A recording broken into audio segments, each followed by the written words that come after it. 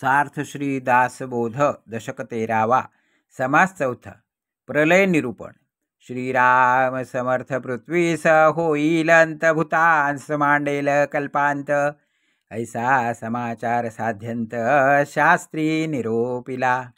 शतवरुषे अनावृष्टी तेणे जाळेल हे सृष्टी पर्वत माती ऐसी पृष्ठी भूमीची तरके।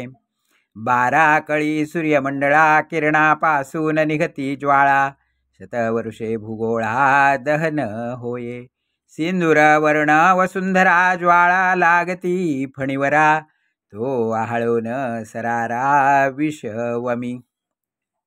त्या विषाच्या ज्वाळा निघती तेणे पाताळे जळती महापातके भस्म होती पाताळ लोक। तेथे महाभूते खवळली प्रळय दात सुटती प्रळय पावक वाढती चहूकडे। तेथे 11 रुद्र खवळले 12 सूर्य कडकडीले पावक मात्र एकवटले प्रलय काळी। वायो विजांचे तडाखे तेणे पृथ्वी अवघी तरखे कठीणत्व अवघेची फाके चहूकडे। तेथे मेरूची कोण गणना कोण सांभाळील कोणा चंद्र सूर्य तारांगणा मुस झाली। पृथ्वीने विरी सांडिली अवघी धग धगायमान झाली ब्रह्मांडपटी जळून गेली एक सरा।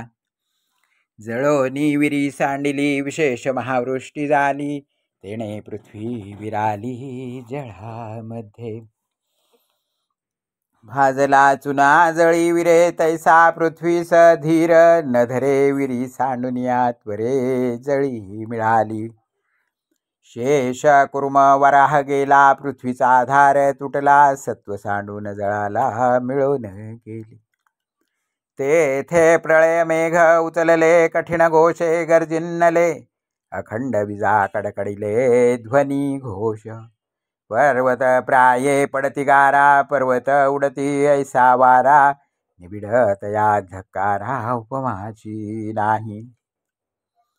सिंधू नद्या एकवटल्या नेणोन भिवून रिचवल्या संधीच नाही धारा मिळाल्या खंड पाणी। तेथे मच्छ कुर्म सर्प पडती पर्वतासारखे दिसती गर्जना होता मिसळती जळात जळे। सप्त सिंधू आवरणी गेले आवरण विडे मोकळे झाले जळरूप झालिया खवळले प्रळय पावक। ब्रह्मांडा ऐसा तप्तलो हो शोषी जळाचा समूह तैसे जळास झाले पाहो अपूर्व मोठे। तेणे आटोन गेले पाणी असंभाव्य भाजला वन्ही तया वन्हीस केली झडपणी प्रळय वाते। दीपास पालव घातला तैसा प्रळय पावक विझाला पुढे वायो प्रबळला संभाव्य। उदंड पोकळी थोडा वारा तेणे वितळून गेला सारा पंचभूतांचा पसारा टोपला। महद्भूत मूळमाया विस्मरणे वितुळे काया पदार्थ मात्र वहावया ठाव नाही। दृश्य हलकल्लोळे नेले जड चंचळ वितुळले यापुरी शाश्वत उरले परब्रह्म ते। इति श्री दासबोधे गुरु शिष्य संवादे प्रलय नाम समास चौथा। श्रीराम श्रीराम श्रीराम।